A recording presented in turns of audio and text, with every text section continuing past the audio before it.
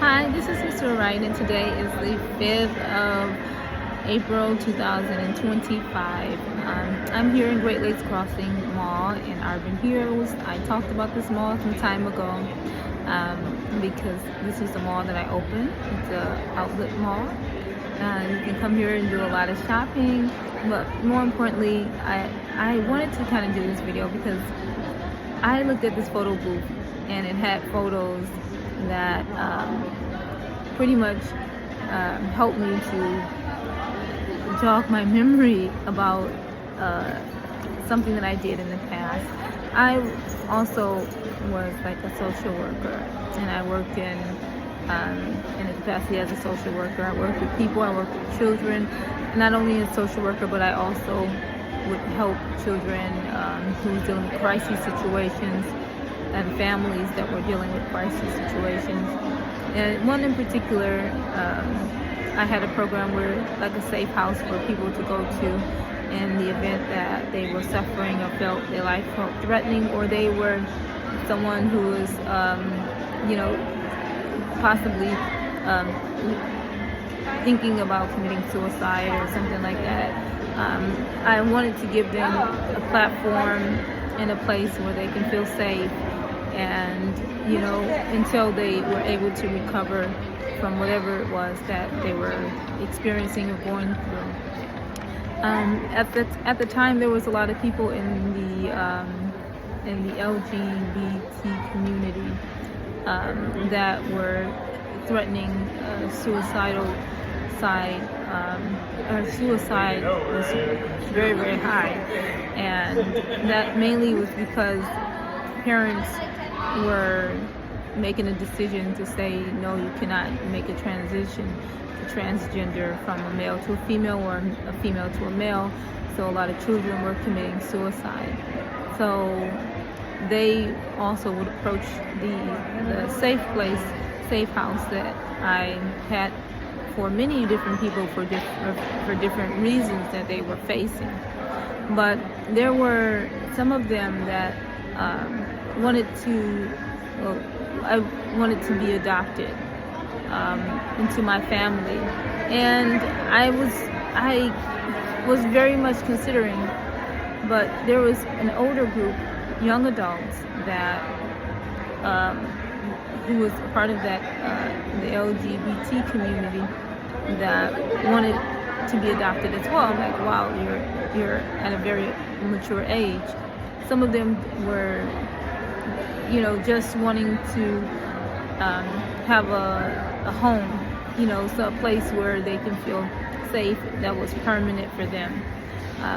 I didn't do it at that time because I was observing the whole study and the program that they were in to kind of get a feel for what would be the outcome for helping people under this kind of circumstances. When this was going on, my husband was like, well, you know what, you got to be kind of careful to let people in your home, so I was kind of taken back by adopting anyone at that point, but they were insistent on being adopted, and I'm someone who's from royalty, and all of a sudden I get like maybe 4 or 5, like maybe 3. I'm sorry, not 4 or 5, 3 people coming up to me saying, "Well, you're gonna have to adopt us," or you trying to force me into doing it. But they were older, and they were in like a group of few people involved, and I'm like, I can't. And we're gonna be the ones to manage over your children. We're gonna force you to, pretty much we're gonna tell you that we're gonna sign this adoption information. And I was against it, but they were actually threatening the situation of my children, and a lot of the memory related to that situation has not fully come in terms of what was the result of it. Was it a police scenario filed?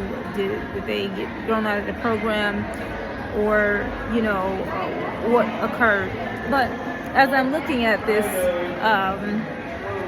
photo booth, I remember a lot of different people that I would help them with their careers and help them with different achievements that they desired in their lives through that program. Whether it was because I was in the entertainment business, I was in investment, I did a lot of different things, and I helped a lot of different people.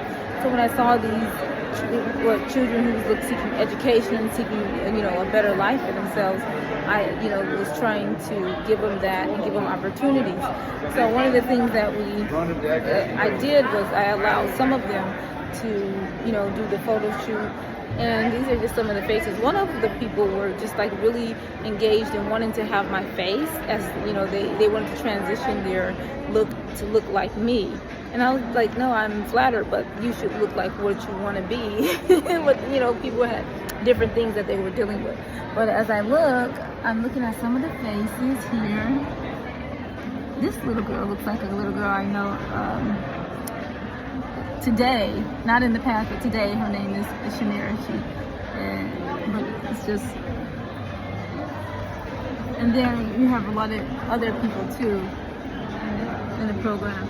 Some of these people look like they could be like people you see on television right now, like Kourtney Kardashian. Everybody have like a different face here, but it's worth taking a look at because these are faces that are very familiar.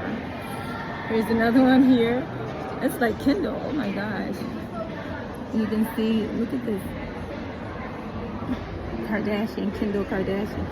These are just younger pictures, but they very much resemble people that's right now in the entertainment world. And they could have, went more into the acting business. I'm not sure. I'm just telling you what happened in the past and how the situation. I don't know the full ending, but what happened when I tried to help people that were facing different crisis scenarios with their family and trying to kind of come in and bring a safe house, a safe place for them. Those things can go good and sometimes it can go bad. In this scenario, there was a lot of good that came out of it for a lot of people, but you had a scenario where people wanted to take advantage. And this happened to be my memory recalling what occurred. So again, this is Nasira. I told you about my singing career, what happened there. I told you about my books. I told you about a lot of different things with IJ and the books that I wrote. I'm giving you a little details about my history because these are things that are coming through as memories of what things I did before my past. And I just, even the malls and the different things that I opened and investments that I made. So anyway, I just want to say peace. Thank you so much for listening. When I get more information, I'll give you some details about it. And bye.